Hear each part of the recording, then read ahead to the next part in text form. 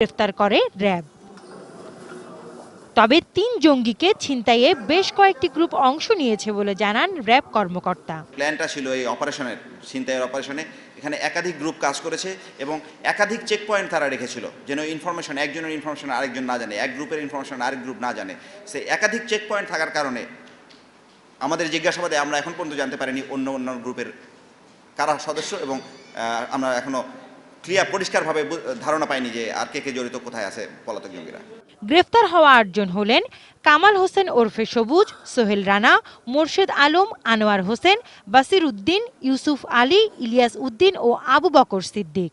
এরা ভালুকা থানা যুবলীগের যুগ্ম সম্পাদক আতাউর রহমানের নির্দেশে জঙ্গি ছিনতাইয়ে অংশ নেয় বলে সংবাদ সম্মেলনে দাবি করেন কামাল হোসেন ওরফে সবুজ। আটক হওয়াদের মধ্যে কামাল হোসেন সবুজ ও আবু বকর সিদ্দিক হলেন কোচিং সেন্টারের সেই ২ জন শিক্ষক যারা অপহরণ হয়েছিলেন বলে গণমাধ্যমে সংবাদ প্রচার হয়েছিল। এক এক দিক থেকে এক একজনে মনে হয় পরিকল্পনাটা করছে। কেউ ময়মনসিংহের সাইডের থেকে, কেউ মনে করেন ওই পূর্ব সাইড থেকে। আর আমাদের দায়িত্ব ছিল স্যার একজনেরই, থানা যুবলীগের যুগ্ম সম্পাদক আতাউর রহমান কামাল ওরফে যুবরাজ ভালুকা।